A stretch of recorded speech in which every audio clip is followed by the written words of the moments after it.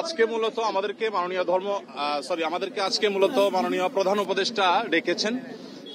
তার ডাকে আজকে বিভিন্ন ধর্মের নেতৃত্বশীল ব্যক্তিবর্গ তারা এসেছেন এবং দেশের বিভিন্ন প্রান্ত থেকে সবাই আজকে সমবেত হয়েছেন। আমরা বাংলাদেশের মানুষ কেমন আছি, বিশেষ করে আমাদের অন্য ধর্মাবলম্বী যারা আছেন মুসলিম ছাড়া, তারা কেমন আছেন, তারা তাদের সেই অবস্থা ব্যক্ত করেছেন।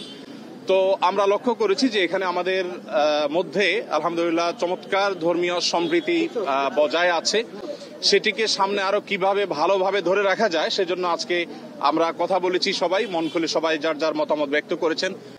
মাননীয় প্রধান উপদেষ্টা মহোদয় তিনি আমাদের কথাগুলো খুব মনোযোগ দিয়ে শুনেছেন এবং তিনি বলেছেন যে একটি সুন্দর সম্প্রীতির বাংলাদেশ, যে বাংলাদেশে কোনো ভয় থাকবে না, সেটি গড়বার জন্য তারা কাজ করছেন। এবং আমরা আমাদের জায়গা থেকে বলেছি যে এদেশের ওলামায়ে কেরাম, এদেশের ধর্মীয় নেতৃত্ব তারা তাদের জায়গা থেকে অত্যন্ত দায়িত্বশীল এবং দায়িত্বশীলতার কারণে কিন্তু আপনারা দেখেছেন যে আইনজীবী আলিফ হত্যাকাণ্ডের পরে সারা বাংলাদেশে মুসলমানরা অত্যন্ত ধৈর্য এবং সংযমের পরিচয় দিয়েছেন। বিগত সরকারের শেষের দিকে আপনারা দেখেছেন ফরিদপুরে দুইজন মসজিদের নির্মাণ শ্রমিককে অত্যন্ত নির্মমভাবে অন্য ধর্মাবলম্বীরা হত্যা করার পরও গোটা দেশের মুসলমানরা অত্যন্ত সংযমের পরিচয় দিয়েছেন। আমরা এটিকে যেমন সাধুবাদ জানিয়েছি, ঠিক তেমনি ভাবে এটিকে ধরে রাখবার জন্য সংগ্রাম চালাচ্ছি। এখানে সিনিয়র বিভিন্ন ব্যক্তিবর্গ ছিলেন, জাতীয় মসজিদ বায়তুল মোকাররমের সম্মানিত খতিব ছিলেন, আন্দরকিল্লা শাহী মসজিদের খতিব সহ অন্যান্য ব্যক্তিবর্গ ছিলেন। প্রত্যেকেই একই সুরে কথা বলেছেন যে আমরা সম্প্রীতির বাংলাদেশ গড়ে তুলতে চাই। বাংলাদেশের মানুষ যেভাবে ধর্মীয় সম্প্রীতির উজ্জ্বল উদাহরণ তৈরি করেছে, এটা পৃথিবীতে আসলেই বিরল। কোনো প্রপাগান্ডায় যেন আমরা কেউ কোনোভাবে পা না দিই এবং আমরা যেন সবাই ঐক্যবদ্ধ থাকি, সেজন্য সবাই এখানে কথা বলেছেন। মুসলিমরা ছাড়াও অন্য ধর্মাবলম্বী যে সমস্ত নেতৃবর্গ ছিলেন তারাও কথা বলেছেন।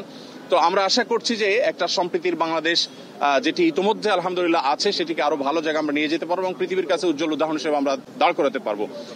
এখানে প্রত্যেকে যার যার জায়গা থেকে চেষ্টা করেছেন এই কথা বলার জন্য যে আমরা শান্তি সম্প্রীতি রক্ষা করবার জন্য কাজ করছি।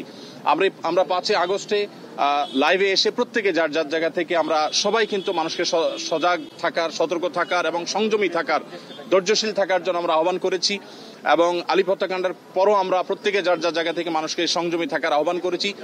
ইসলাম আমাদেরকে অন্য ধর্মাবলম্বীর ব্যাপারে যথেষ্ট দায়িত্বশীল আচরণ করতে বলে। আমাদের প্রিয় নবী সাল্লাল্লাহু আলাইহি ওয়াসাল্লাম আমাদেরকে মানুষ হিসেবে অন্য ধর্মাবলম্বীদেরকে মর্যাদা দিতে শিখিয়েছে এবং সেই শিক্ষা ধারণ করবার কারণে বাংলাদেশের মানুষের মধ্যে সাম্প্রদায়িক সম্প্রীতি তৈরি হয়েছে।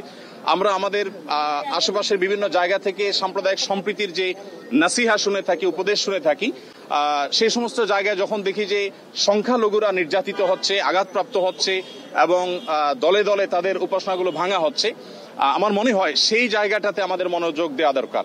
আমাদের দেশে সংখ্যালঘু ভাইরা তারা নিরাপদ আছেন, আরো নিরাপদ থাকবেন। তাদেরকে নিরাপদ রাখবার জন্য আমাদের সরকার যেমন কাজ করছে, ধর্মীয় নেতৃত্ব তারা তাদের জায়গা থেকে কাজ করছেন। তো আমরা মূলত এই বার্তাটা মাননীয় প্রধান উপদেষ্টা মহোদয়কে আমরা দেওয়ার চেষ্টা করেছি যে আমাদের জায়গা থেকে আমরা ঐক্যবদ্ধ আছি, ঐক্যবদ্ধ আমরা থাকবো। আমাদের হিন্দু, মুসলিম, খ্রিস্টান, বৌদ্ধ সবাই ভাই ভাই হয়ে আমরা এই মাটিতে আমাদের প্রিয় দেশকে এগিয়ে নিয়ে যেতে চাই। সেই জায়গা থেকে আমাদের মধ্যে কোনো প্রকার ফাটল নেই, আমাদের মধ্যে কোনো বিভেদ নেই।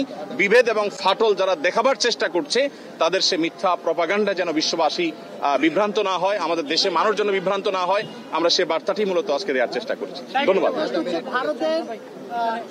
ভারতে বাংলাদেশের সহকারী হাইকমিশনে হামলার ঘটনা ঘটেছে এবং ভারত থেকে বাংলাদেশকে নিয়ে যে ধরনের অপপ্রচার চলছে, ভারতীয় আগ্রাসনের কথা বলা হচ্ছে, এই বিষয়ে কি বলছেন আপনারা? এই বিষয়ে কি বলবেন?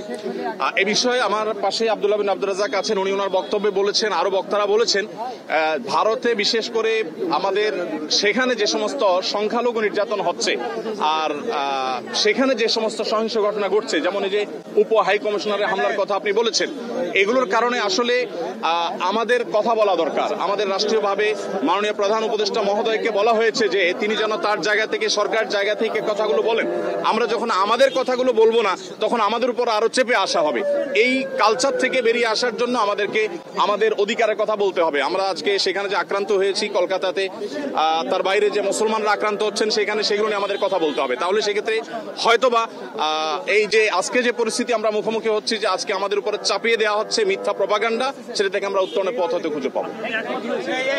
জি, কোনো প্রশ্ন নাই।